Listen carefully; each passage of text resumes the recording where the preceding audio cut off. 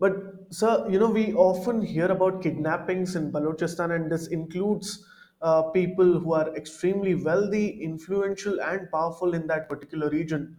So, how can a state sponsor kidnapping, that to a state that calls itself democratic? And why is this happening? Sharon, I must compliment you. Your questions have got very deep meaning implications in the global order as also the nation state of Pakistan. Pakistan is a nation state. It is not failing. It has failed. I'm in the closest parallel, if I have to respond to your question, is that at some point in time, Zimbabwe is to be called as a pariah state. So Pakistan soon is going to toe the line of Zimbabwe. Okay. So now I don't draw parallel with President Mugabe with the leadership of Pakistan today. He was a different man altogether, kicked the whites out of Rhodesia, Zimbabwe. But why am I making a mention like this is that, you see, the issue here, it has got multiple components, multiple issues. One of the issue that you are pointedly saying that wealthy, educated, elite class people are being abducted, and the democracy, what kind of democracy it is? Is this a form of a kind of a governance? Certainly not. The short and the sweetest answer to your question is, how can you ever talk about extrajudicial killing, kidnapping of wealthiest in the people? They are the spokesperson, they are the leaders.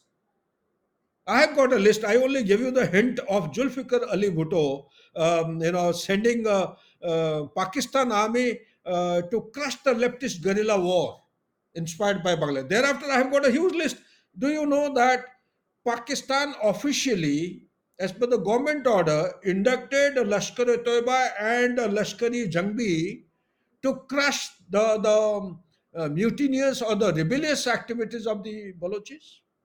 Terrorist was sent to kill the people. When you send the terrorists, and terrorists, these are all globally registered terrorist organizations. They are blacklisted organizations.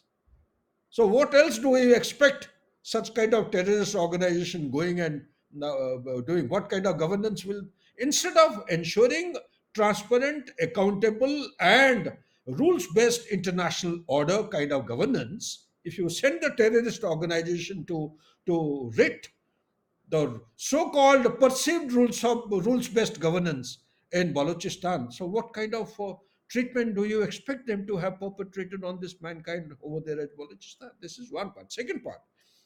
Second part is, why do people resist or fight? Whenever people or the mankind is pushed to a corner, the closest parallel one can draw is when you push a cat to a corner in a room, there is no scope for self defense. It will pounce back on you. So that is what has happened when the basic fundamental rights are being denied, when the basic livelihoods are being denied, when the per capita income is absolutely far below than the Pakistanis, when there is no food, whatever is to take place earlier, there is no drinking water, no electricity, no employment opportunities, no schooling facilities, no hospital. People are going to the military hospitals. This is as per my information. The money which they're earning, the revenue which Balochistan is generating today, being the largest province, occupying 44% of land mass, with a very very comparatively, I would say, very educated human resource, with so much of rich mineral rich available there in the state itself, the revenue and the money being invested to improve the quality of life is negligible. It is not. It is absolutely invisible. Whereas you look at Punjab, you look at comparatively to Sindh province, you look at Pakhtunkhwa area, you look at other the border areas. They're far better developed. So, therefore, to answer your question in short and sweet form, is that this is no way of democratic governance. Therefore, the global body or the global apex organization, they have a role. And more than the global organization, India should actually make noise and highlight as to what is happening there in Balochistan. They are part and parcel of India. These are the people of India who have gone and settled there, or they were actually taken as slaves. This is that battle of Palasi, Aurangzeb, and this battle had taken place, no? And Shivaji's the third battle of Plassey. That Right. is the genesis of Balochistan. Why are they making noise that India has not responded to any of their requests?